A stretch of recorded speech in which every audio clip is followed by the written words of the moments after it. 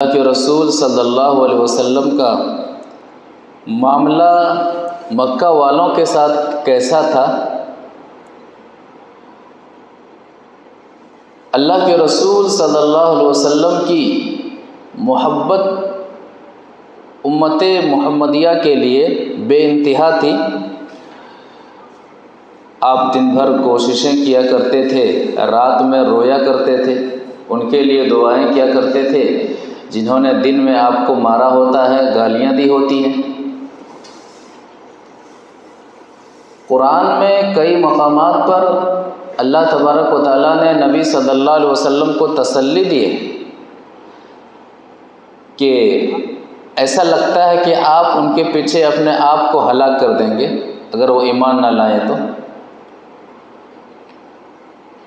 تو رحمت للعالمین کا معاملہ امت محمدیہ کے ساتھ بڑا ہی مشفقانہ تھا، ہمدردانہ تھا، اور اعمال کے معاملے میں کئی مقام پر کئی مرتبہ نبی صلی اللہ علیہ وسلم نے فرمایا کہ اگر ایسا نہ ہوتا، اگر امت محمدیہ پر مشقت کا معاملہ نہ ہوتا تو میں یہ حکم دیتا، میں ویسا حکم دیتا، لیکن امت محمدیہ کو یہ کام کرنے میں مشقت کا سامنا کرنا پڑے گا۔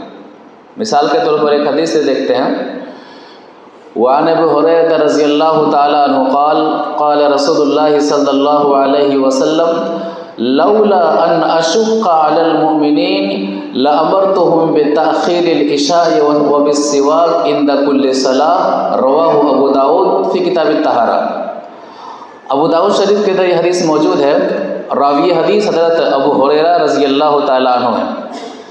وہ فرماتے ہیں کہ نبی صلی اللہ علیہ وسلم نے فرمایا لولا ان اشق علی المؤمنین، اگر مؤمنین پر مشقت کا معاملہ نہ ہوتا، پریشانی کا معاملہ نہ ہوتا، لامرتهم بتاخیر العشاء وبالسواک عند كل صلاۃ، تو میں امت محمدیہ کو حکم دیتا کہ عشاء کی نماز لیٹ سے پڑھیں اور دیر سے پڑھیں، عشاء کی نماز اور پڑھنے میں اور دیر کریں، وبالسواک عند كل صلاۃ، اور ہر نماز کے ساتھ مسواک کو لازم کر دیں۔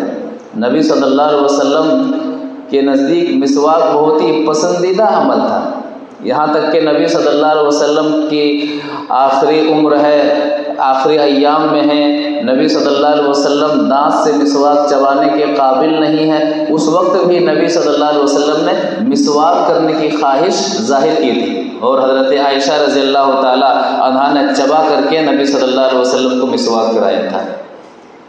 تو یہاں پر عشاء کی نماز میں تاخیر کرتا اور ہر نماز کے ساتھ مسواک کو لازم کر دیتا، لیکن اگر میں ایسا کرتا تو یہ میری امت مشقت میں پڑ جائے گی، پریشانی میں پڑ جائے گی، اسی لیے عشاء کی نماز کو اول وقت میں رکھا اور ہر نماز کے ساتھ مسواک کو خاص نہیں کیا، ورنہ عشاء کی نماز کا وقت کب تک ہے؟ آخری رات تک ہے۔ تو ایسا کرنے کی وجہ کہ امت محمدیہ عشاء کی نماز کا جو وقت ہے آدھی رات تک کا ہے، آدھی رات تک عشاء کی نماز کا وقت ہے، لیکن نبی صلی اللہ علیہ وسلم نے کہ امت کی مشقت میں نہ پڑ جائے، اول وقت میں نبی صلی اللہ علیہ وسلم نے عشاء کی نماز پڑھنے کے لیے کہا اور نبی صلی اللہ علیہ وسلم نے پڑھایا۔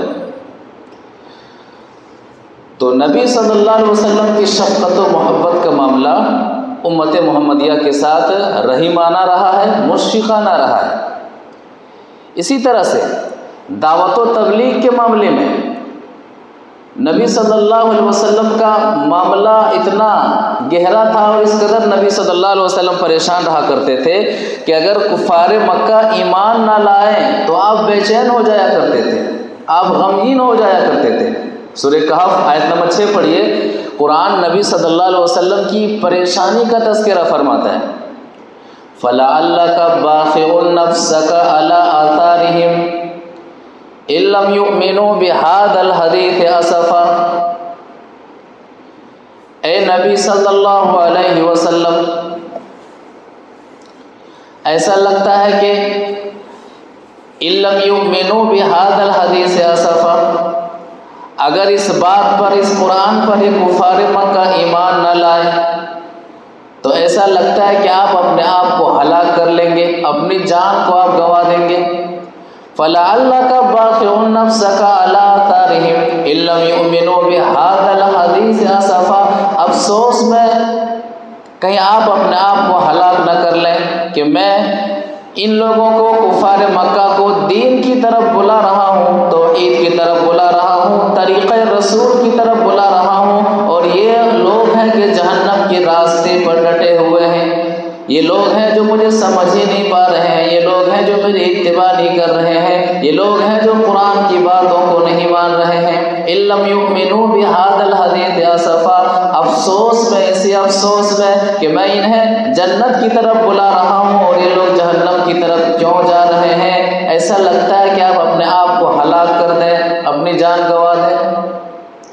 اس آیت سے نبی صلی اللہ علیہ وسلم کی دعوتی کوشش اور دعوتی فکر کا اندازہ ہوتا ہے کہ اتنی زیادہ آپ فکر مند رہا کرتے تھے ان لوگوں کے تعلق سے جو لوگ جنت کی راہ پر نہیں ہیں، کہ اللہ تعالیٰ کو تسلی دینی پڑی، تسلی کے طور پر یہ آیت اتاری گئی ہے۔ پتہ چلا کہ معاشرہ اور سماج، جس معاشرے اور سماج کے اندر کفر کا بول بالا ہو، شرک کا بول بالا ہو، اور وہاں پر کسی شخص کو اللہ تعالیٰ نے توحید سے نوازا ہو، طریقہ رسول سے نوازا ہو، تو صرف اس چیز کو اپنے حد تک نہ رکھے، اس روشنی کو اپنے حد تک نہ رکھے، بلکہ فکر مند رہے۔ توحید قبول کرنے سے پہلے، طریقہ رسول قبول کرنے سے پہلے جتنی فکر مندی اور جیسی فکر مندی تھی، توحید کا اقراری ہونے کے بعد، طریقہ رسول کو جان لینے کے بعد، چاہے مرد ہو چاہے عورت ہو، سب سے زیادہ فکر مند ہونے کا معاملہ ہونا چاہیے کہ مجھے اللہ تعالیٰ نے دعوت توحید سے، توحید کے راستے، توحید سے نوازا ہے، طریقہ رسول سے نوازا ہے۔ اب اپنے والدین کو میں کیسے دین بتاؤں، اپنے پڑوسی کو میں کیسے دین بتاؤں، اپنے بھائیوں کو میں کیسے دین بتاؤں؟ جو لوگ دین سے دور ہیں، طریقہ رسول سے دور ہیں، میں اسے دین کیسے بتاؤں؟ یہ نبی صلی اللہ علیہ وسلم کی دعوت کا طریقہ رہا ہے، ایسا ہونا چاہیے۔ تو یہ نبی صلی اللہ علیہ وسلم کی محبت امت محمدیہ کے تعلق سے، بلکہ ایسے لوگوں، امت میں سے ایسے لوگوں کے تعلق سے جو مسلمان نہیں تھے، نان مسلم تھے، تو نان مسلم کے تعلق سے کہ ان تک دین کیسے پہنچائیں، نبی صلی اللہ علیہ وسلم کا معاملہ اس قدر گہرا تھا، ایسا لگتا تھا کہ اپنی جان کو آپ ہلاک کر دیں گے۔ اسی طرح سے اللہ کے رسول صلی اللہ علیہ وسلم نے اپنی ایک مثال دی ہے کہ میری آمد کی مثال کیسی ہے، امت محمدیہ میں میری آمد کی مثال کیسی ہے، امت محمدیہ کے لیے میں کیسا ہوں۔ نبی صلی اللہ علیہ وسلم ایک حدیث کے ذریعے مثال دیتے ہیں۔ وعن ابی ہریرہ رضی اللہ تعالی عنہ قال قال رسول اللہ صلی اللہ علیہ وسلم انما مثلی ومثل الناس كمثل رجل استوقد نارا فلما اضاءت ما حوله وجعل الفراش وهذه الدواب التي تخاف في النار يقعن فيها فجعل ينزعهن فيغلبنه فيقتحمن فيها فانا آخذ بحجزكم عن النار وهم يقتحمون فيها رواه البخاری فی کتاب الرقاق۔ بخاری شریف کے اندر یہ حدیث موجود ہے۔ راوی حدیث حضرت ابو ہریرہ رضی اللہ تعالی عنہ ہے۔ وہ فرماتے ہیں کہ نبی صلی اللہ علیہ وسلم نے فرمایا، اس حدیث کے اندر نبی صلی اللہ علیہ وسلم کی محبت امت محمدیہ کے لیے کیسی تھی، اس حدیث کے ذریعے سے اور سمجھ میں آتی ہے۔ آپ صلی اللہ علیہ وسلم نے فرمایا کہ انما مثلی و مثل الناس، کہ لوگوں میری مثال اور لوگوں کی مثال کمثل رجل، اس آدمی کی طرح ہے، استوقد نارا، جو آگ کو جلاتا ہے، آگ کو شعلہ بار کرتا ہے۔ جب آگ مکمل طریقے سے جلانے لگتی ہے تو فلما اضاءت ما حوله وجعل الفراش وهذه الدواب التي تخاف في النار يقعن فيها، تو جب آگ مکمل طریقے سے شباب پر ہوتی ہے تو کیا ہوتے ہیں؟ یہ کیڑے مکوڑے، یہ پروانے اس آگ کو شمع سمجھ کر کے اس پر گرنے لگتے ہیں، شمع سمجھ کر کے پروانے آنے لگتے ہیں، کیڑے مکوڑے روشنی سمجھ کر کے وہاں پر گرنے لگتے ہیں۔ ان کیڑوں مکوڑوں کو اور ان پروانوں کو کچھ پتہ نہیں ہے کہ یہ آگ ہے، وہ تو روشنی سمجھ کر کے قریب آتے ہیں، جبکہ آگ جلانے والے کو پتہ ہے کہ یہ آگ ہے، آگ جلانے والے کو پتہ ہے کہ یہ آگ ہے۔ آگ جلانے والا ان کیڑوں مکوڑوں کو روکنے کی لاکھ کوشش کرتا ہے، پروانوں کو روکنے کی لاکھ کوشش کرتا ہے کہ یہ آگ ہے، یہاں جو بھی چیزیں آئیں گی جل کر کے راکھ ہو جائیں گی، لیکن وہ مایوس ہو جاتا ہے، وہ مغلوب ہو جاتا ہے، وہ کامیاب نہیں ہو پاتا ہے۔ فَأَنَا آخُذُ بِحُجْزِكُمْ عَنِ النَّارِ، لوگوں سنو، اسی طرح سے میں تمہاری کمر کو پکڑ پکڑ کر کے میں تمہیں جہنم کی راہ سے کھینچ رہا ہوں کہ لوگوں تم جو راہ اپنائی ہوئے ہو وہ جہنم کا راستہ ہے، جنت سے دور کرنے والا راستہ ہے۔ وَهُمْ يَقْتَحِمُونَ فِيهَا، لیکن لوگ ہیں کہ جہنم کی راہ پر چلتے ہی جا رہے ہیں، میری بات پر لبیک نہیں کر رہے ہیں۔ تو جس طرح سے آگ جلانے والے کو پتہ ہوتا ہے کہ یہ جو کیڑے مکوڑے روشنی سمجھ کر کے، یہ جو پروانے روشنی سمجھ کر کے آ رہے ہیں، یہاں جو بھی آئیں گے جل جائیں گے، اسی طرح سے محمد صلی اللہ علیہ وسلم بتا رہے ہیں کہ مجھے پتہ ہے کہ تم جس راہ پر چل رہے ہو، تم جس کو جنت کا راستہ سمجھ رہے ہو، باپ دادا کا پوتر راستہ سمجھ رہے ہو، مجھے پتہ ہے کہ یہ راستہ تمہیں جہنم میں لے جا کر کے ہی چھوڑے گا، اسی وجہ سے میں کمر کو پکڑ پکڑ کر کے یعنی شدت کے ساتھ میں تمہیں رب کی توحید کی طرف بلا رہا ہوں، میری اتباع کی طرف بلا رہا ہوں، لیکن یہ بات تمہیں سمجھ میں نہیں آتی ہے، یہ بات تمہیں سمجھ میں نہیں آتی ہے۔ حدیث کا آخری ٹکڑا یہ نقطہ پیش کرتا ہے کہ طریقہ رسول سے ہٹ کر کے جو بھی طریقہ ہے وہ جہنم میں لے جانے والا طریقہ ہے۔ جس طرح سے آگ جلانے والا شمع کو پروانے کو روکتا ہے، کیڑے مکوڑوں کو روکتا ہے، لیکن اگر کامیاب نہ ہونے پر اگر کوئی پروانہ آئے تو جل کر کے راکھ ہو جاتا ہے، کیڑے مکوڑے جل کر کے راکھ ہو جاتے ہیں، اسی طرح سے جو بھی نبی صلی اللہ علیہ وسلم کے طریقے سے ہٹ کر کے دنیا میں رہے گا وہ اس شخص کا ٹھکانہ جہنم ہوگا، اور اس شخص کا معاملہ قیامت کے دن خطرناک ہونے والا ہے۔ تو نبی صلی اللہ علیہ وسلم فَأَنَا آخُذُ بِحُجْزِكُمْ عَنِ النَّارِ کہہ کر کے امت محمدیہ کی تئیں محبت کا اظہار کر رہے ہیں کہ لوگوں میری راہ اپناؤ کامیاب ہو جاؤ گے، میری بات کو مان لو کامیاب ہو جاؤ گے۔ کیا ہوتا تھا آپ کی دعوتی زندگی کیسی تھی مکے کے اندر؟ جب کہا گیا کہ اب یہ چادر اوڑھنے کا وقت نہیں ہے، یا ایھا المزمل قم فانذر، اے چادر اوڑھنے والے اٹھ اور لوگوں کو ڈرا، اب سونے کا وقت چلا گیا ہے۔ آپ چاہتے ہیں مکہ کی گلیوں میں صبح سے لے کر کے شام تک کہ لوگوں لا الہ الا اللہ کہہ لو کامیاب ہو جاؤ گے، لا الہ الا اللہ کہہ لو کامیاب ہو جاؤ گے۔ صبح جاتے تھے، جب شام کو گھر لوٹتے تھے تو آپ کا کپڑا پھٹا ہوا رہتا تھا، آپ زخمی رہتے تھے۔ حضرت خدیجہ رضی اللہ تعالی عنہا آپ کی مرہم پٹی کیا کرتی تھی، پھر جب رات کا وقت ہوتا تھا نبی صلی اللہ علیہ وسلم نماز میں ہوتے تھے اور رویا کرتے تھے اور دعائیں ان لوگوں کے لیے مانگا کرتے تھے جن لوگوں نے دن میں آپ کو ستایا ہوتا تھا، آپ کو مارا ہوتا تھا، آپ کو پاگل، دیوانہ، ساحر اور کاذب کہا کرتا تھا کہ پروردگار ان لوگوں کو ہدایت دے، یہ لوگ مجھے جانتے نہیں ہیں۔ تو یہ معاملہ تھا کہ فَأَنَا آخُذُ بِحُجْزِكُمْ عَنِ النَّارِ، میں تمہاری کمر کو پکڑ پکڑ کر کے بچا رہا ہوں کہ لوگوں یہ جہنم کا راستہ ہے، اس راستے سے بچ جاؤ۔ اسی طرح سے اللہ کے رسول صلی اللہ علیہ وسلم کی محبت امت محمدیہ کے لیے کیسی تھی، اور نبی صلی اللہ علیہ وسلم کس قدر شفیق اور مہربان تھے۔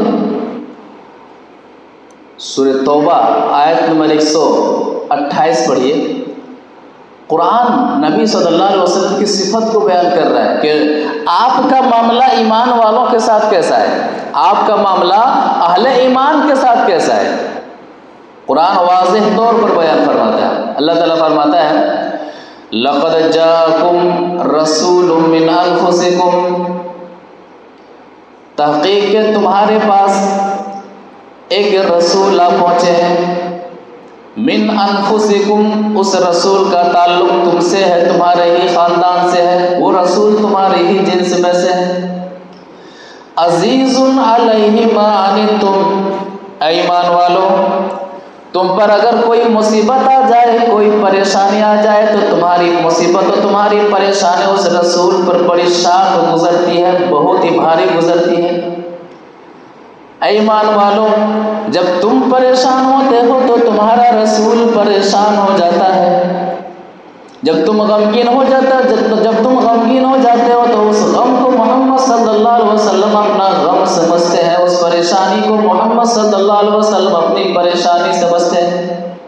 عزیز علیہ ما عنتم حریص علیکم، تمہارے پاس ایک ایسے رسول آئے ہیں جو تمہارے فائدے کے خواہ ہیں، جو تمہارے فائدے کے خواہ ہیں، جو تمہاری بھلائی چاہتے ہیں، جو ایمان والوں کی بھلائی چاہتے ہیں۔ عزیز علیہ ما عنتم حریص علیکم بالمؤمنین رؤوف الرحیم، اور ایمان والوں کے ساتھ معاملہ جو ہے وہ رحم و کرم کا معاملہ ہے، شفقت و مہربانی کا معاملہ ہے۔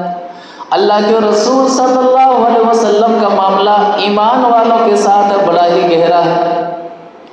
خود بھوکے رہ جانا پسند ہے، لیکن دوسرے ایمان والا بھوکا رہ جائے محمد صلی اللہ علیہ وسلم طرف جاتے ہیں۔ خود اپنی تکلیف برداشت ہے، لیکن ایمان والا تکلیف میں مبتلا ہو جائے، پریشانی میں مبتلا ہو جائے، نبی صلی اللہ علیہ وسلم پریشان ہو جاتے ہیں، بے چین اور بے قرار ہو جاتے ہیں۔ ایسے رسول تمہارے پاس آئے ہیں، اسی لیے آپ کو کیا کہا گیا؟ رحمت للعالمین، دنیا والوں کے لیے رحمت، دنیا والوں کے لیے رحمت۔ تو نبی صلی اللہ علیہ وسلم کا کتنا گہرا رشتہ اہل ایمان کے ساتھ ہے، یہ قرآن بتاتا ہے، قرآن واضح کرتا ہے کہ ایک مومن کی پریشانی سے نبی صلی اللہ علیہ وسلم پریشان ہو جاتے ہیں، ایک مومن کی آسانی سے نبی صلی اللہ علیہ وسلم خوش ہو جاتے ہیں۔ ایمان والوں کے ساتھ رحم و کرم کا معاملہ ہوتا ہے، بڑا گہرا معاملہ ہوتا ہے۔ اللہ کے رسول صلی اللہ علیہ وسلم کا یہ معاملہ تھا اہل ایمان کے ساتھ۔ غیروں کے ساتھ کیسے معاملہ تھا؟ ایک حدیث سے سمجھتے ہیں کہ نبی صلی اللہ علیہ وسلم کا معاملہ امت محمدیہ میں سے عمومی طور پر امت محمدیہ کے ساتھ کیسا تھا؟ ایک حدیث واضح کرتی ہے۔ وعن انس بن مالک رضی اللہ تعالیٰ عنہ ان النبی صلی اللہ کان غلام یہودی یخدم النبی صلی اللہ علیہ وسلم فمرض فاتاه النبي صلى الله عليه وسلم يعوده فقعد عند راسه فقال له أسلم فنظر إلى أبيه وهو عنده فقال له أتي أبا القاسم فخرج النبي صلى الله عليه وسلم وهو يقول الحمد لله الذي أنقذه من النار رواه البخاري في كتاب الجنائز۔ بخاری شریف کے اندر یہ حدیث موجود ہے، راوی حدیث حضرت انس بن مالک رضی اللہ تعالیٰ عنہ ہیں۔ وہ فرماتے ہیں کہ کانا غلام یہودی، ایک یہودی لڑکا نبی صلی اللہ علیہ وسلم کی خدمت کیا کرتا تھا۔ ایک نقطہ حدیث سے بیان کرتی ہے، وہ نقطہ کیا ہے؟ خدمت کے لیے اپنے دکان و مکان میں کسی کو کام کرانے کے لیے نن مسلم کو بھی رکھا جا سکتا ہے۔ کانا غلام یہودی، یہودی لڑکا نبی صلی اللہ علیہ وسلم کی خدمت کیا کرتا تھا، نن مسلم کو بھی رکھا جا سکتا تھا، بلکہ رکھا جا سکتا اور رکھنا چاہیے۔ آپ اپنا اخلاق تاکہ پیش کریں، اپنا دین پیش کریں، عملی طور پر آپ سے متاثر ہوگا۔ آپ بتائیں کہ ہمارا اسلام ایسا ہی کہتا ہے، ہمارا قرآن ایسا ہی کہتا ہے۔ فمرضہ، بیمار ہو جاتے ہیں، وہ لڑکا یہودی لڑکا بیمار ہو جاتا ہے تو نبی صلی اللہ علیہ وسلم چل کر کے ان کے گھر جاتے ہیں۔ یہاں پڑوسی بیمار ہو جائے پرواہ نہیں ہوتی ہے، خبر ہی نہیں ہوتی ہے، جنازے کا اعلان ہوتا ہے تو پتہ چلتا ہے کہ اچھا بیمار تھے کیا۔ دوسرا نقطہ کیا پتہ چلا کہ بیمار چاہے مسلمان ہو چاہے غیر مسلم ہو، پتہ چلے تو عیادت کرنی چاہیے، اس میں کوئی مذائقے والی بات نہیں، حدیث سے ثابت ہے۔ ان کی خبر گیری کریں. اگر اللہ نے آپ کو نوازا ہے تو ان کی دوا کا آپ اہتمام، ان کی دواؤں کا آپ اہتمام کریں. آپ اخلاق پیش کریں کہ ہمارا اسلام یہی کہتا ہے. حال چال پوچھیں، ان کی دوا کا آپ اہتمام کریں. اور پھر کیا کریں؟ آگے کی حدیث پیش کرتی ہے. آپ ان کے سر کے پاس بیٹھ جاتے ہیں. فقال له اسلم. کیا کہتے ہیں؟ نبی صلی اللہ علیہ وسلم اپنے غلام، بیمار غلام کے سرہانے بیٹھے ہوئے ہیں، کہتے ہیں اسلام لے آ، مسلمان ہو جائے. ہم اسلام پیش کرتے ہیں. ہم اپنے نن مسلم بھائیوں کے ساتھ سارا معاملہ کرتے ہیں، لین دین کا معاملہ کرتے ہیں، پارٹی ووٹی کا معاملہ کرتے ہیں، اٹھنے بیٹھنے کا معاملہ کرتے ہیں، شادی بیاہ میں آنے جانے کا معاملہ کرتے ہیں، لیکن کبھی اسلام کو پیش کیا ہے کہ ہمارا اسلام یہ ہے. ہمارے دوست ہوتے ہیں نن مسلم دوست ہیں ہمارے، کتنے خواتین جن کے سہیلیاں نن مسلم ہیں، سارا معاملہ ہوتا ہے، اسلام کی پیشی کا معاملہ نہیں ہوتا ہے. بھائی اسلم آخری وقت ہے، کہتے ہیں اسلام لیا. نبی صلی اللہ علیہ وسلم کی طرف دیکھ لیجیے، امت کی خاطر و جہنم سے بچانے کا معاملہ کیسا تھا. اسلام لیا. فنظر الی ابی، تو اسلام لے آئے. اس لفظ اسلم سے اور ایک نقطہ یاد رکھیے، حدیث میں بہت ساری گہری باتیں ہوتی ہیں. اسلم سے ایک نقطہ کیا ہے کہ اگر ہم کسی کے یہاں جائیں، عیادت کرنے جائیں، دنیاوی ضرورتوں کو پوری کرنے کی طاقت اللہ تعالیٰ نے دی ہے تو پوری کریں، ساتھ میں اسلام پیش کریں. اسلام لیا. یہ دنیا کا واحد مذہب ہے جو لوگوں کو جنت کی طرف لے کے جاتا ہے، جو نرک سے بچاتا ہے، جو سورگ کا راستہ دکھاتا ہے. اسلم، اسلام لیا. اتنے سارے مذاہب سب غلط ہیں، صرف اسلامی واحد مذہب ہے جو صحیح ہے. قرآن سب کے لیے ہے، مسلموں کے لیے ہے اور غیر مسلموں کے لیے ہے. لہٰذا دنیا سے جانے سے پہلے تو اسلام لیا تو کامیاب ہو جائے. اسلام پیش کریں، انہیں دین پیش کریں، انہیں توحید پیش کریں، انہیں لا الہ الا اللہ کا اقرار کروائیں ان سے کہ اسلام لیا، اسلام لیا. یہ نقطہ، اس نقطے کا علم اسی حدیث سے ہوتا ہے. اسلم، اسلام لیا. فنظر الی ابیہ وہو عنده. اب وہ یہودی لڑکا اپنے والد محترم کی طرف دیکھتے ہیں جو انہی کے پاس تھے. دیکھنے کی وجہ کیا تھی؟ یہ جو کہہ رہے ہیں کیا کروں، گویا کہ مشورے کے طور پر، رائے کے طور پر. اللہ کے رسول صلی اللہ علیہ وسلم کہہ رہے ہیں کہ اسلام لے آ. بیمار خادم یہودی لڑکا نبی صلی اللہ علیہ وسلم کی بات سن کر کے اللہ کے رسول صلی اللہ علیہ وسلم کی طرف دیکھتے ہیں. باپ کہتے ہیں اتی ابو القاسم صلی اللہ علیہ وسلم، کہتے ہیں کہ ابو القاسم کی بات مان لیجیے، یعنی محمد صلی اللہ علیہ وسلم کی بات مان لیجیے. محمد صلی اللہ علیہ وسلم کی کنیت کیا تھی؟ ابو القاسم. آپ کے بڑے بیٹے کا نام کیا تھا؟ قاسم. اسی سے آپ کی کنیت ابو القاسم ہو گئی. تو باپ نے کہا کہ محمد صلی اللہ علیہ وسلم کی بات کو مان لیجئے. اور یہودی محمد صلی اللہ علیہ وسلم کو جانتے تھے کہ یہ آخری نبی ہیں، اسی طرح سے پہچانتے تھے جس طرح سے اپنے بال بچوں کو پہچانتے تھے، لیکن حسد کی بنیاد پر ایمان نہیں لاتے تھے. پتہ چلا خاص کر کے آج کے نوجوانوں کے لیے کہ اچھے دوست کا ہونا، اچھے ساتھی کا ہونا، اچھے مشورہ دینے کا ہونا زندگی میں کتنا ضروری ہے، کتنا ضروری ہے. آپ کا دوست اچھا ہے، آپ کا تعلق ایمان والوں سے ہے، علماء سے ہے، تقوی والوں سے ہے، دیندار لوگوں سے ہے، تو ایسا تعلق آپ کے لیے جنت کا سبب ہو سکتا ہے. یہی وجہ ہوا نا. اگر باپ یہاں منع کر دیتے نہیں، معاملہ گڑبڑ ہو سکتا تھا. لیکن کیا کہا؟ دیکھ رہے ہیں کہ جو دین محمد صلی اللہ علیہ وسلم پہنچا رہے ہیں وہ دین سچ ہے، برحق ہے. اگرچہ کہ میں اس دین میں نہیں ہوں، لیکن بیٹے کو کہہ رہے ہیں کہ تم محمد صلی اللہ علیہ وسلم کے دین کو مان لے. آدمی بسا اوقات غلط ساتھی کسی کا ہوتا ہے، اسے پتا ہوتا ہے کہ اگر میں یہ مشورہ دوں گا تو اسے فائدہ ہوگا، لیکن حسد کی بنیاد پر مشورہ نہیں دیتا ہے، جلن کی بنیاد پر مشورہ نہیں دیتا ہے، اسے برباد کرنے میں لگا رہتا ہے. آدمی کا دوست اگر دیندار نہیں ہوتا ہے، دین کا علم رکھنے والا نہیں ہوتا ہے، تو بسا اوقات ایسے موڑ زندگی میں آتے ہیں جہاں پر ان کے غلط مشورے کی وجہ سے اس آدمی کا دین چھن جاتا ہے، اس آدمی کی توحید چھن جاتی ہے، اس آدمی کا طریقہ چھن جاتا ہے.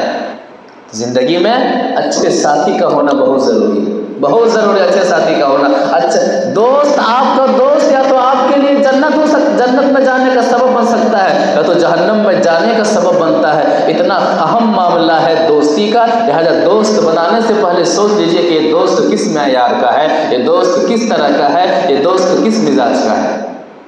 تو عطیہ ابو القاسم محمد صلی اللہ علیہ وسلم کی اطاعت کر لیجئے، محمد صلی اللہ علیہ وسلم کی بات مان لیجئے۔ تو زندگی میں دوست کا انتخاب سوچ سمجھ کر کے کیجئے۔ یہ دوست آپ کے لیے جنت بھی ہو سکتا ہے، یہ دوست آپ کے لیے جہنم بھی ہو سکتا ہے۔ اسی طرح سے آگے کیا فرماتے ہیں نبی صلی اللہ علیہ وسلم؟ فخرج النبی صلی اللہ علیہ وسلم وهو يقول الحمد لله الذي انقذه من النار۔ نبی صلی اللہ علیہ وسلم وہاں سے یہ کہتے ہوئے نکلتے، چونکہ بچے کا آخری وقت تھا، جب بچہ کلمہ پڑھ لیتا ہے، ایمان لے آتا ہے تو اس یہودی بچے کا انتقال ہو جاتا ہے مسلمان ہونے کے بعد۔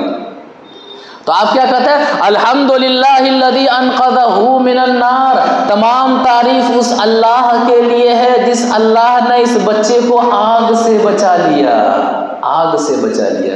اس میں دو باتیں ہیں، دو نقطے ہیں۔ پہلا نقطہ، ہدایت دینے والا کون ہے؟ اللہ۔ یہ نہیں کہا کہ میں نے ہدایت دیا، ہدایت نبی کے ہاتھ میں بھی نہیں ہے، ہدایت کس کے ہاتھ میں ہے؟ اللہ کے ہاتھ میں ہے۔ اور جب ہدایت اللہ کے ہاتھ میں ہے تو ہمارا کام صرف دین پہنچانا ہے، چاہے مرد ہو چاہے عورت ہو، دین پہنچانا ہے۔ وہ قبول کرے پھر بھی ہم کامیاب ہیں، قبول نہ کرے پھر بھی ہم کامیاب ہیں، چونکہ ہدایت ہمارے اختیار میں نہیں، وہ اللہ کے اختیار میں ہے۔ آپ کا سگا چچا ابو طالب نے قدم قدم پر آپ کا ساتھ دیا، آپ کہتے رہے چچا لا الہ الا اللہ پڑھ لیجئے، لا الہ الا اللہ پڑھ لیجئے، میں گواہی دوں گا، میں رب سے لڑوں گا قیامت کے دن کہ میرا چچا نے کلمہ پڑھا تھا۔ کلمہ پڑھا؟ چچا ابو طالب نے کلمہ پڑھا؟ بتائیے، نہیں پڑھا۔ کیوں؟ ہدایت اللہ کے ہاتھ میں ہے۔ بچے کو یہاں پر دین بتایا گیا، بچے نے کلمہ پڑھ لیا، الحمدللہ الذی انقذہ من النار، تمام تعریف اس اللہ کے لیے ہے، اس نے اس بچے کو آگ سے بچا لیا۔ یہ تو پہلا نقطہ ہے کہ اللہ کے ہاتھ میں ہدایت ہے۔ دوسرا نقطہ، آگ سے بچنے کا صرف ایک ہی طریقہ ہے، ایک ہی راستہ ہے، اور کون سا راستہ ہے؟ محمد صلی اللہ علیہ وسلم کا راستہ ہے۔ جب تک آپ کی بات کو بچے نے مانا نہیں، آپ نے یہ نہیں کہا کہ اسے آگ سے بچا لیا۔ پتا چلا کہ دنیا میں جتنے بھی راستے ہیں ان میں سے کوئی ایسا راستہ ایسا نہیں ہے جو آدمی کو آگ سے بچا سکے سوائے محمد صلی اللہ علیہ وسلم کا راستہ۔ تو تمام تعریف اس اللہ کے لیے ہے جس نے اس بچے کو آگ سے بچا لیا۔ یعنی اگر جہنم کی آگ سے بچنا ہے تو محمد صلی اللہ علیہ وسلم کی اتباع ضروری ہے، توحید کے دائرے میں آنا ضروری ہے، شرک سے نفرت ضروری ہے، طریقہ رسول کے علاوہ طریقوں کو راستوں کو چھوڑنا ضروری ہے۔ یہ بہت ہی اہم معاملہ ہے۔ تو نبی صلی اللہ علیہ وسلم کا معاملہ امت محمدیہ کے ساتھ اتنا اہم رہا ہے کہ اللہ کے رسول صلی اللہ علیہ وسلم دین کی دعوت پیش کرتے ہیں، آخری وقت میں بھی دین کی دعوت پیش کرتے ہیں کہ اللہ کے اور توحید کو اپنا لیں، اسلام کو لیا۔ اسی طرح سے اللہ کے رسول صلی اللہ علیہ وسلم ایک اور موقع پر روتے ہیں، آنسو بہاتے ہیں۔ رونے اور آنسو بہانے کی وجہ کیا ہے؟ امت محمدیہ۔ رونے اور آنسو بہانے کی وجہ امت محمدیہ ہے۔ ایک حدیث سے سمجھتے ہیں۔ وعن عبداللہ بن عمرو بن العاص رضی اللہ تعالیٰ عنہ قال ان رسول اللہ صلی اللہ علیہ وسلم تلا قول اللہ تعالی رب انہن اضللن کثیرا من الناس فمن تبعنی فانہ منی ومن عصانی فانک غفور رحیم وقال عیسیٰ علیہ السلام ان تعذبهم فإنهم عبادك وإن تغفر لهم فإنك أنت العزيز الحكيم فرفع يديه وقال اللهم أمتي أمتي اللهم أمتي أمتي وبكى فقال الله عز وجل يا جبريل اذهب إلى محمد فسأله وربك أعلم ما يبكيك فربك أعلم ما يبكيك فجاء جبريل فسأله فأخبره رسول الله صلى الله عليه وسلم فأتاه جبريل عليه السلام فسأله فأخبره رسول الله صلى الله عليه وسلم بما قال فقال الله تبارك وتعالى يا جبريل اذهب إلى محمد وقل انا سنرضيك في امتك ولا نسوق رواہ مسلم فی کتاب الایمان. مسلم شریف کے اندر کتاب الایمان میں حدیث موجود ہے. راوی حدیث جیسا کہ پتہ چلا حضرت عبداللہ بن عمرو بن عاص رضی اللہ تعالیٰ عنہما، وہ فرماتے ہیں کہ نبی صلی اللہ علیہ وسلم نے ایک موقع پر سورہ ابراہیم آیت نمبر 36 کی تلاوت کی کہ رب انہن اضللن کثیرا من الناس. ابراہیم علیہ السلام دعا کرتے ہیں کہ پروردگارا ان لوگوں نے کافی لوگوں کو گمراہ کر دیا ہے،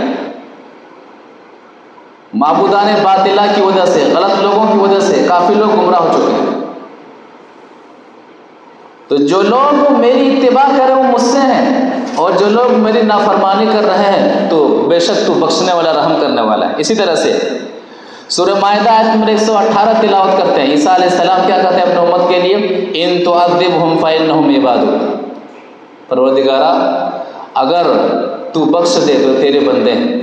وَإِن تَغْفِرْ لَهُمْ فَإِنَّكَ أَنْتَ الْعَزِيزُ الْحَكِيمُ، اور اگر تو انہیں بخش دے، معاف فرما، تو غالب حکمت والا ہے. یہ دونوں آیتیں پڑھنے کے بعد نبی صلی اللہ علیہ وسلم اپنے دونوں ہاتھوں کو اٹھا دیتے ہیں. فرفع یدیہ وقال اللہم امتی امتی وبکا، اور نبی صلی اللہ علیہ وسلم روتے روتے اپنے دونوں ہاتھوں کو اٹھا دیتے ہیں، کہتے ہیں کہ اللہ میری امت کا کیا ہوگا، میری امت کا کیا ہوگا، اور زار و قدر رونے لگتے ہیں. بہت زیادہ نبی صلی اللہ علیہ وسلم رونے لگتے ہیں، آنسو بہانے لگتے ہیں. اللہ تعالیٰ جبریل علیہ السلام کو بھیجتا ہے، یا جبریل اذهب الى محمد فسألہ وهو عالم، کہ محمد صلی اللہ علیہ وسلم کے پاس جا اور ان سے سوال کر کہ آپ رو کیوں رہے ہیں، آپ روتے کیوں ہیں، جبکہ اللہ تعالیٰ کو پتہ ہے کہ محمد صلی اللہ علیہ وسلم کیوں رو رہے ہیں، لیکن پھر بھی کہہ رہے ہیں کہ آپ محمد صلی اللہ علیہ وسلم کے پاس جا کر کے اس کے پوچھ سوال کر کہ آپ رو کیوں رہے ہیں. جبرائیل علیہ السلام آتے ہیں، ان سے پوچھتے ہیں، سوال کرتے ہیں. اس کے بعد نبی صلی اللہ علیہ وسلم سارا ماجرا کا سناتے ہیں کہ میرے رونے کی وجہ میری امت ہے، کہ قیامت کے دن میری امت کا کیا حال ہوگا. ابراہیم علیہ السلام اپنے امت کے لیے فکر مند رہے، عیسیٰ علیہ السلام اپنے امت کے لیے فکر مند رہے. محمد صلی اللہ علیہ وسلم جبرائیل علیہ السلام سے فرماتے ہیں کہ میری امت کا کیا حال ہوگا، میری امت کا کیا حال ہوگا. جبرائیل علیہ السلام واپس جا کر کے رب العالمین کو بتاتے ہیں، تو اللہ تعالیٰ جبرائیل علیہ السلام سے فرماتا ہے کہ دوبارہ جاؤ اور بتا دے انا سنرضیک فی امتک ولا نسوک، کہ اے محمد آپ بتا دیں کہ محمد صلی اللہ علیہ وسلم ہم آپ کو آپ کی امت کے بارے میں راضی کر دیں گے، آپ کو ہم ناراض نہیں کریں گے. یعنی امت محمدیہ سب سے زیادہ جنت میں جائے گی. قیامت کے دن امت محمدیہ کا معاملہ ایسا ہوگا کہ سب سے زیادہ یہ امت جہنم سے بچے گی، سب سے زیادہ جنت میں جائے گی. ہم قیامت کے دن آپ کو یعنی محمد صلی اللہ علیہ وسلم کو ناراض نہیں کریں گے، راضی کر دیں گے. اور کیسے لوگ جنت میں جائیں گے اللہ کے رسول صلی اللہ علیہ وسلم کے ایک اور حدیث سے واضح ہوتی ہے. اس حدیث کو بھی سمجھ لیتے ہیں. وعن ابي هريره رضي الله تعالى عنه قال قال رسول الله صلى الله عليه وسلم لكل نبي دعوة مستجابة فتعجل كل نبي دعوته وإن اختبأت دعوتی شفاعۃ لامتی یوم القیامہ فہی نائلۃ ان شاء اللہ من مات من امتی لا یشرک باللہ شیئا رواہ مسلم فی کتاب الایمان. مسلم شریف کے اندر یہ حدیث موجود ہے. راوی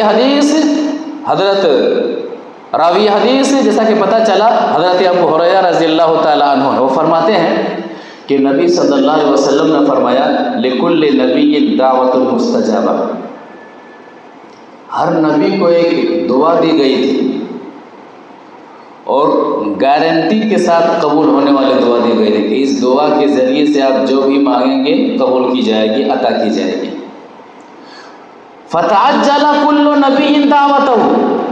نبی صلی اللہ علیہ وسلم فرما رہے ہیں کہ اس گارنٹی والی قبولیت کی گارنٹی والی دعا کا استعمال ہر نبی نے دنیا ہی میں کر لیا. اس دعا کا استعمال ہر نبی نے دنیا ہی میں کر لیا. وَإِنِّ اخْتَبَعْتُ دَعْوَتِي. لیکن محمد صلی اللہ علیہ وسلم فرماتے ہیں کہ میں نے اس گارنٹی کے ساتھ قبول ہونے والی دعا کا استعمال دنیا میں نہیں کیا ہے، میں آخرت میں کروں گا. اس دعا کو میں نے چھپا کے رکھا ہے. ایک نقطہ حدیث سے پتہ چلتا ہے کہ اسلام میں دعا کی بہت زیادہ اہمیت ہے. دعا کی اسلام میں بہت زیادہ اہمیت ہے. دعا سے بندہ رب سے بہت قریب ہو جاتا ہے. دعا تقدیر کو بدل دیتی کہتے ہیں کہ دعا مرد مومن سے بدل جاتی ہے تقدیریں. دعا سے اللہ تبارک و تعالیٰ خطاؤں کو گناہوں کو معاف فرما دیتا ہے. زمین و آسمان بھر کر کے گناہ ہے، 60 سال 70 سال صرف گناہوں میں گزرا ہے. ایک بار ہاتھ اٹھا کے کہہ دے کہ ربنا ظلمنا انفسنا. ایک بار کہہ دے کہ پروردگارا اللہم ایک بار دعا مانگ لے کہ رب اغفر لی وتوب علیہ. پروردگارا مجھے بخش دے، مجھے معاف فرما، مجھے غلطی کا احساس ہے. آدمی دعا کرے تو زمین و آسمان بھر کر کے گناہوں اور خطاؤں کو اللہ تعالیٰ معاف فرما دیتا ہے. یہ دعا کی طاقت ہے. تو نبی صلی اللہ علیہ وسلم فرماتے وَإِنِّي اخْتَبَعْتُ دَعْوَتِي شَفَاعَةً لِأُمَّتِي يَوْمَ الْقِيَامَةِ. میں نے اس گارنٹی والی دعا، قبولیت کی گارنٹی والی دعا کا استعمال دنیا میں نہیں کیا، میں نے بچا کر کے رکھا اور میں آخرت میں کروں گا. اور فرما رہے میں اپنے لیے نہیں کروں گا، اپنے امت کے لیے دعا کا استعمال کروں گا. یہ نبی صلی اللہ علیہ وسلم کا تعلق امت محمدیہ سے.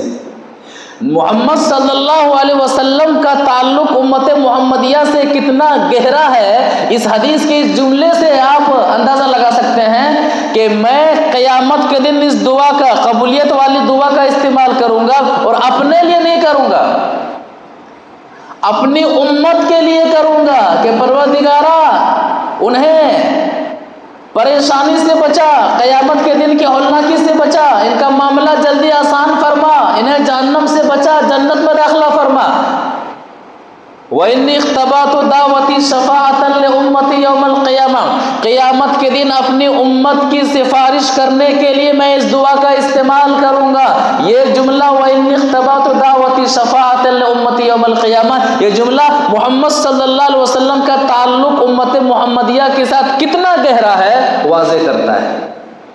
قیامت کے دن اپنی دعا کا استعمال امت محمدیہ کے لیے کروں گا، جہاں پر رشتے کام نہیں آئیں گے، جہاں پر رشتے کام نہیں آئیں گے، جہاں پر دوست کہہ رہا دوست سے بھاگے گا، جہاں کوئی کسی کا نہیں پرسان حال نہیں ہوگا، جہاں کے بارے میں محمد صلی اللہ علیہ وسلم نے حضرت فاطمہ رضی اللہ تعالی عنہا سے بھی کہا تھا کہ فاطمہ سلینی ما شئت من مالی، دنیا میں کچھ مانگنا ہے تو مجھ سے مانگ لے، لا اغنی عنک من اللہ شیئا، قیامت کے دن مجھ سے کچھ نہ مانگنا. قیامت کے دن یہ نہ کہنا کہ والد محترم آج میں پریشان ہوں، مجھے آپ کی نیکی چاہیے، تو محمد صلی اللہ علیہ وسلم قیامت کے دن اپنی پیاری بیٹی فاطمہ کو بھی نیکی دینے کے اختیار نہیں رکھیں گے.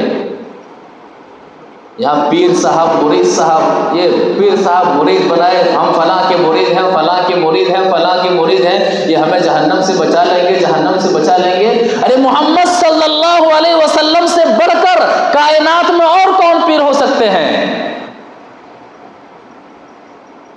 یہ پیران پیر ہے، یہ دستگیر ہے، یہ غوث اعظم ہے، یہ فلاں ہے، یہ فلاں ہے.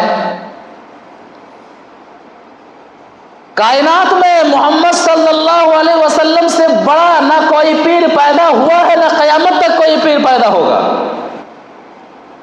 سب سے بڑے پیر، اپنی سب سے بڑی مریدنی حضرت فاطمہ رضی اللہ تعالی عنہا سے کہہ رہے ہیں کہ فاطمہ عمل کر لے، عمل کر لے، عمل کر لے۔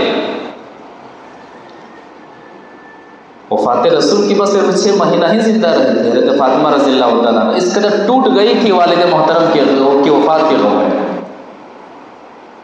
لکھنے والوں نے لکھا ہے کہ اس قدر محمد صلی اللہ علیہ وسلم کی وفات کے غم میں حضرت فاطمہ رضی اللہ تعالیٰ عنہ ٹوٹ گئی تھی کہ وفات رسول کے بعد جب تک زندہ رہی کسی نے ہنستے ہوئے نہیں دیکھا، کسی نے حضرت فاطمہ رضی اللہ تعالیٰ عنہ کو ہنستے ہوئے نہیں دیکھا تھا۔ کیا کہہ رہے ہیں؟ اعملی اعملی، فاطمہ عمل کر لے، عمل کر لے، عمل کر لے۔ تو نبی صلی اللہ علیہ وسلم کی محبت کا معاملہ امت محمدیہ کے ساتھ کہتے ہیں میں نے دعا کو بچا کر کے رکھا ہے، وہ بھی اپنے لیے نہیں بلکہ امت محمدیہ اپنے امت کے لیے بچا کر کے رکھا ہے۔ امت کے حق میں دعا کا استعمال کروں گا قیامت کے دن، لیکن ایک شرط لگا دی ہے، شرط کے ساتھ۔ یہ دعا مشروط ہے، عام نہیں ہے۔ کیا فرما رہے ہیں؟ فَهِيَ نَائِلَةٌ انشاء اللہ، قیامت کے دن انشاءاللہ میری اس دعا کا حقدار ہر وہ شخص ہوگا۔ ایک نقطہ یہ بھی یاد رکھیں، کوئی کام کرنے جا رہے ہیں تو انشاءاللہ کہنا چاہیے، انشاءاللہ میں یہ کام کروں گا، انشاءاللہ میں وہاں جاؤں گا۔ ہم لوگ کیا کرتے ہیں، جہاں جانا ہوتا ہے وہاں پر انشاءاللہ نہیں بولتے ہیں، جہاں ٹالنا ہوتا ہے وہاں انشاءاللہ بول دیتے ہیں۔ ہوتا ہے کہ نہیں ہوتا ہے؟ ارے میں آؤں گا، بول دیا نا میں آؤں گا، پتہ مطلب ہے کہ وہاں جانا فکس ہے، یہ سمجھ لیتے ہیں۔ جہاں نہیں جانا ہو انشاءاللہ، انشاءاللہ۔ یہ ہمارے سماج میں آپ جو کر رہے ہیں، جو کرنے والے انشاءاللہ میں کروں گا، انشاءاللہ، انشاءاللہ، اللہ نہ چاہے تو آپ کچھ نہیں کر سکتے ہیں۔ تو فَهِيَ نَائِلَةٌ انشاءاللہ، انشاءاللہ میری اس دعا کا حقدار ہر وہ شخص ہوگا میری امت میں سے، چاہے مرد ہو، چاہے عورت ہو، چاہے جوان ہو، چاہے بوڑھا ہو۔ مَن مَاتَ لَا يُشْرِكُ بِاللَّهِ شَيْئًا، جو اس حال میں مرا کہ وہ اللہ کے ساتھ شرک کرنے والا نہیں تھا، سارے کے سارے مشرک چھٹ گئے۔ حالت شرک میں کسی کی موت ہوگی تو نبی صلی اللہ علیہ وسلم کی اس دعا کا وہ حقدار نہیں ہوگا، نبی صلی اللہ علیہ وسلم کی شفاعت کا حقدار نہیں ہوگا۔ حدیث واضح کر رہی ہے، حدیث ایک نقطہ پیش کرتی ہے، نقطہ دیکھو، نقطہ کیا ہے؟ حدیث کا آخری ٹکڑا یہ نقطہ پیش کرتا ہے کہ مشرکوں سے نبی صلی اللہ علیہ وسلم کی محبت نہیں ہے بلکہ نفرت ہے، اور نفرت ایسی ہے کہ نبی صلی اللہ علیہ وسلم جب دعا کریں گے تو اس دعا اور اس سفارش کے حقدار یہ مشرک نہیں ہوں گے، یہ قبروں کے پوجنے والے، یہ مزارات کا چکر لگانے والے، یہ دھاگوں کو شفا سمجھنے والے، یہ ہر در کی مٹیوں کو چاٹنے والے، یہ غوث کو پکارنے والے، یہ خواجہ کو پکارنے والے، یہ پیرانے پیر، یہ سب کو یہ ان کے سامنے نظر و نیاز کرنے والے، یہ یا حسین کا نعرہ لگانے والے، ان کے نام پر بھنگڑا ڈالنے والے، ان کے نام پر کھچڑا پکانے والے، ان کے نام پر نظر و نیاز کرنے والے، یہ سب کیا ہے؟ مشرک ہیں، اللہ کے ساتھ شرک کرنے والے ہیں۔ تو یہ ساری چیزیں عبادت ہیں، اور عبادت کس کے لیے ہونی چاہیے؟ صرف اللہ کے لیے، سجدہ اللہ کے لیے، رکوع اللہ کے لیے، قیام اللہ کے لیے، دعا اللہ کے لیے، نظر و نیاز اللہ کے لیے، ذبح اللہ کے لیے۔ یا اللہ، مصیبت میں یا پکارنا یہ اللہ کے ساتھ خاص، یا اللہ، اللہم اللہم اللہم۔ نبی صلی اللہ علیہ وسلم کی کتنی دعائیں ہیں، آپ صلی اللہ علیہ وسلم مصیبت اور پریشانی کی گھڑیوں میں دعا پڑھ رہے ہیں، اللہم رحمتک ارجو۔ کتنی دعائیں ہیں جو ہمیں سکھلائی گئی ہیں، کیا؟ اللہم رحمتک ارجو، کہ نبی صلی اللہ علیہ وسلم جب پریشان ہوتے تھے تو کیا کرتے تھے، کیا پڑھتے تھے؟ اللہم رحمتک ارجو فلا تکلنی الی نفسی طرفۃ عین واصلح لی شانی کلہ لا الہ الا انت۔ اللہم رحمتک ارجو، اللہ مجھے تیری رحمت چاہیے۔ کون کہہ رہے ہیں؟ کون کہہ رہے ہیں؟ محمد صلی اللہ علیہ وسلم، جو دوسروں کو دینے والا ہو، جو مشکل کشا ہو، جو حاجت روا ہو، جو سب کی سنتا ہو، انہیں دوسروں کو سنانے کی ضرورت کیا ہے؟ لیکن نہیں، سننے والی ذات کس کی ہے؟ اللہ کی ہے۔ تو من مات من امتی لا یشرک باللہ شیئا، میری امت کا وہ شخص جو اس حال میں مرا کہ وہ اللہ کے ساتھ کسی کو شریک نہیں ٹھہراتا تھا، تو میری اس دعا کا حقدار وہ شخص ہوگا۔ اللہ تعالی ہم سب کو نبی صلی اللہ علیہ وسلم کی اس دعا کا حقدار بنائے، نبی صلی اللہ علیہ وسلم کی شفاعت کا ہم سب کو حقدار بنائے۔ نبی صلی اللہ علیہ وسلم نے جو شرک سے نفرت کی، ہمیں ہمیشہ شرک سے نفرت کرنے کی توفیق عطا فرمائے، توحید سے محبت کرنے کی توفیق عطا فرمائے، طریقہ رسول سے محبت کرنے کی توفیق عطا فرمائے، اور قیامت کے دن کا معاملہ ایسا ہو کہ نبی صلی اللہ علیہ وسلم جو سفارش کرے امت محمدیہ کے لیے تو سفارش میں ہمارا بھی شمار ہو جائے، نبی صلی اللہ علیہ وسلم کی دعاؤں میں ہم بھی داخل ہو جائیں۔ یہ دعا بھی کرتے رہے کہ اللہ تعالیٰ جب تک میں زندہ رہوں توحید پر زندہ رہوں، طریقہ رسول پر زندہ رہوں، اور خاتمہ ہو تو اس حال میں خاتمہ ہو کہ تو ہم سے راضی ہو، ہم تم سے راضی ہوں، ایسا معاملہ ہونا چاہیے۔ قیامت کے دن نبی صلی اللہ علیہ وسلم کی شفاعت کا ہم حقدار ہو جائے، تیری شفاعت کا ہم حقدار ہو جائے۔ تو نبی صلی اللہ علیہ وسلم کی محبت کا معاملہ اہل ایمان کے ساتھ کیسا تھا؟ اسی طرح سے نبی صلی اللہ علیہ وسلم کی محبت امت محمدیہ سے کیسی تھی؟ ایک اور حدیث سے سمجھ لیتے ہیں۔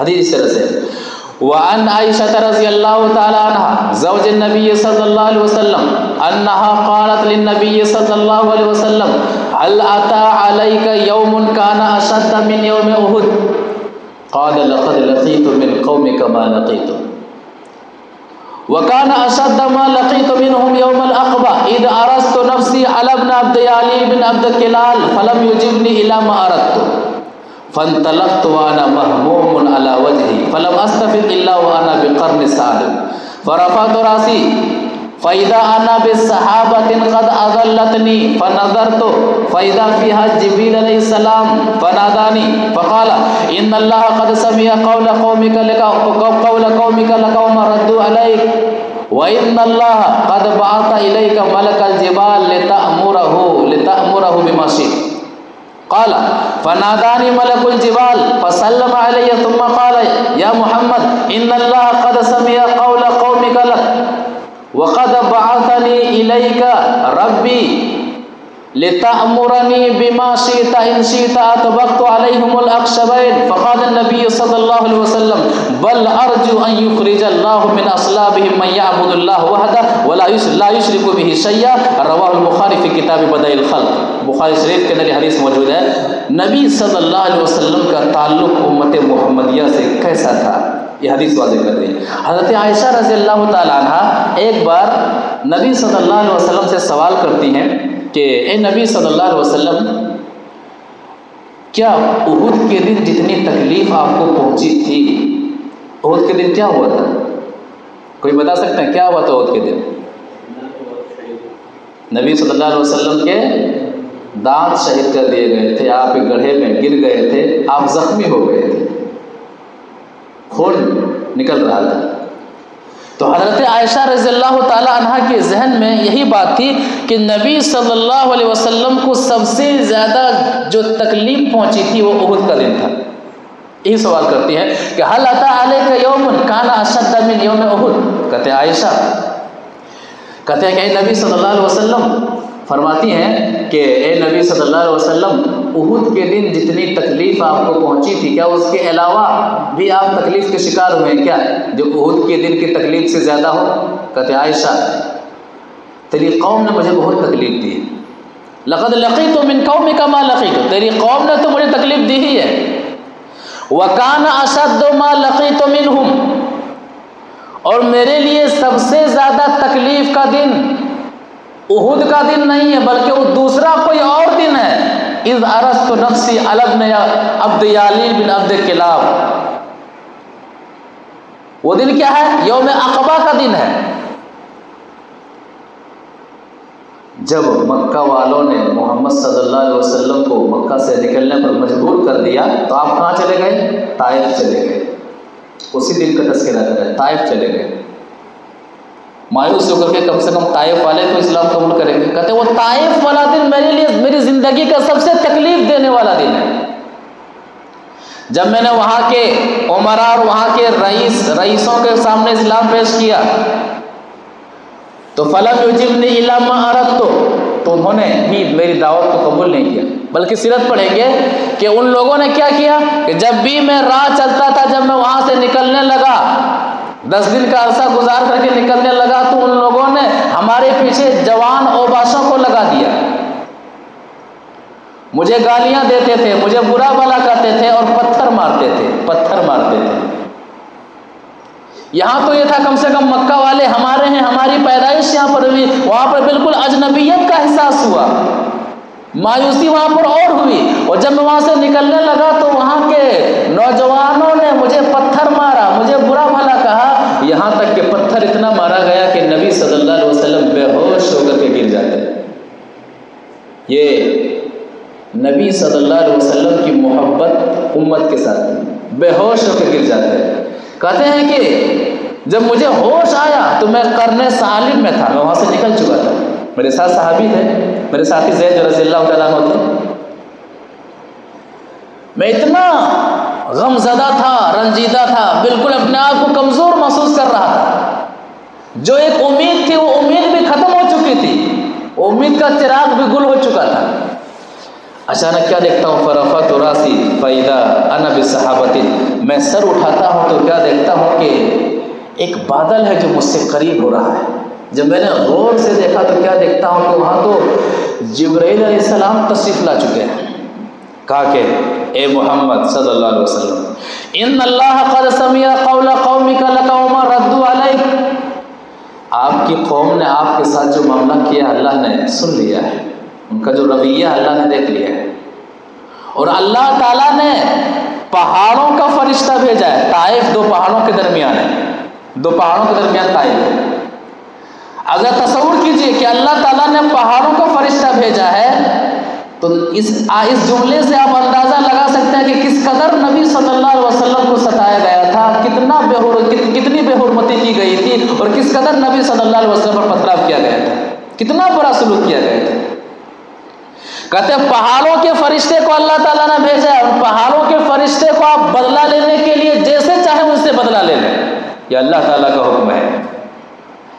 پہاڑوں کا فرشتہ حاضر ہوتا ہے، سلام کرتے ہیں نبی صلی اللہ علیہ وسلم، کہتے ہیں ان اللہ قد سمع قول قومک، تیری قوم نے جو کیا ہے اللہ تعالیٰ نے سب سن لیا ہے۔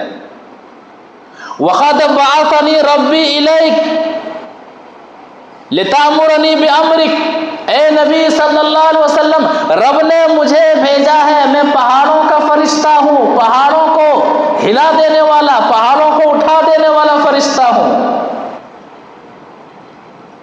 مجھے اس لیے بھیجا گیا ہے کہ رب نے کہا ہے کہ جا محمد صلی اللہ علیہ وسلم، میرے محبوب کو ستایا گیا ہے، میرا محبوب غمگین ہے، بے چین ہے، بے قرار ہے، میرے محبوب جو بھی کہے ان کے بارے میں تم مان لے۔ کہا اے نبی صلی اللہ علیہ وسلم، ان شئت اطبقت علیہم الاخشبین، اگر آپ حکم دیں تو ان طائف والوں کو 2 پہاڑوں کے بیچ میں رکھ کر کے پیس دوں گا، جس طرح سے مسالہ پیسا جاتا ہے، جس طرح سے مسالہ پیسا جاتا ہے، آپ حکم دیجیے۔ اس جملہ ہے، اس وقت نبی صلی اللہ علیہ وسلم بالکل کمزور نہیں ہے، بالکل کمزور نہیں ہے، رب نے پہاڑوں کا فرشتہ بھیجا ہوا ہے، آپ زخمی ہیں، آپ پریشان ہیں، آپ کو ستایا گیا، ابھی آپ کا زخم گہرا ہے، ابھی بہت دن نہیں ہوئے ہیں کہ آپ نے ان گالیوں کو بھولا ہے، ان بدتمیزیوں کو بھولا ہے، ان زخموں کو بھولا ہے، آپ کا زخم ابھی تازہ ہے، ابھی جو گالیاں پڑی ہیں، جو مصیبتیں آئی ہوئی ہیں، ابھی ساری چیزیں ابھی زندہ ہے، لیکن اس موقع پر بھی نبی صلی اللہ علیہ وسلم کی محبت امت محمدیہ سے کیا کہتے ہیں، نہیں، کس سے کہہ رہے ہیں؟ پہاڑوں کے فرشتے سے، نہیں، چھوڑ دیجیے، آپ بے ہوش ہو کر کے اٹھے ہوئے، آپ کا زخم تازہ ہے، ساری چیزیں ہیں، لیکن یہ لوگ مجھے جان نہیں رہے ہیں، انہیں جہنم سے بچانا ہے، کہتے نہیں، چھوڑ دیجیے۔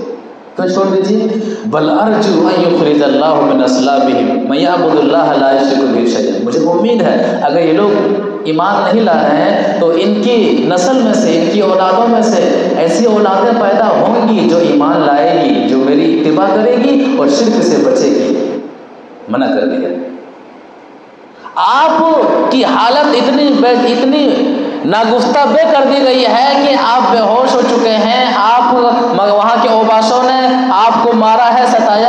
बावजूद उम्मत मुहम्मदिया से आपकी मोहब्बत कि नहीं, ये लोग जान ले रहे हैं, जहन्नम से बचाना है। हुआ भी ऐसा, तारीख उठाएंगे ताइफ ही में से बाद में इस्लाम लोगों ने, उनके औलादों में से लोगों ने इस्लाम कबूल किया, और हिंदुस्तान में जो इस्लाम आया है, हिंदुस्तान में इस्लाम जो आया है ताइफ वाले की वजह से ही आया हुआ है। ये नबी सल्लल्लाहु अलैहि वसल्लम की दूर अंदेशी थी तौहीद के मामले में, दीन के मामले में। तो नबी सल्लल्लाहु अलैहि वसल्लम की मोहब्बत उम्मत मुहम्मदिया के साथ ऐसी कि आप जिस्मानी तकलीफ़ें बर्दाश्त करते हैं, गालियां बर्दाश्त करते हैं, उस आप वतन से निकल जाते हैं, इन सारी परेशानियों का सबब उम्मत मुहम्मदिया। मेरी उम्मत जहन्नम से बच जाए, मेरी उम्मत जहन्नम से बच जाए। हमारा सुलूक, अब ये मामला है कि हमारा सुलूक मोहम्मद सल्लल्लाहु अलैहि वसल्लम के साथ कैसा होना चाहिए, हमारा सुलूक मोहम्मद सल्लल्लाहु अलैहि वसल्लम के तरीक़े के साथ कैसा होना चाहिए। ये इस दीन की खातिर मोहम्मद सल्लल्लाहु अलैहि वसल्लम ने बड़ी परेशानियाँ उठाई हैं, तब दीन हम तक पहुँचा हुआ है। अब दिन परेशानियों के बर्दाश्त करने के बाद ये दिन हम तक पहुँचा हुआ है, उस दिन के साथ हमारा रवैया कैसा है, सौतेलापन का रवैया है कि अपनापन का रवैया है, इस दिन पर हम कितना अमल कर रहे हैं, ये हम जवाबदेह हैं, और क़यामत के दिन भी हम जवाबदेह होंगे इंशाअल्लाह।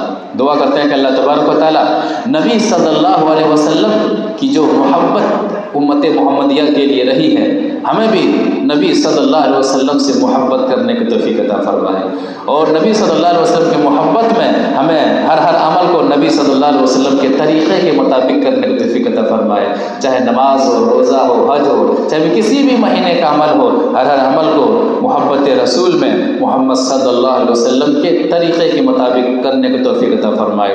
परवरदिगारा, जो लोग कुरान और हदीस के मुताबिक अमल कर रहे हैं उनके अमल को तो कबूल फरमा, जो लोग नमाज़ों के पाबंद हैं तो उनकी नमाज़ों में खुशू पैदा फरमा, जो लोग नमाज़ों से दूर हैं उन्हें कुरान और हदीस के मुताबिक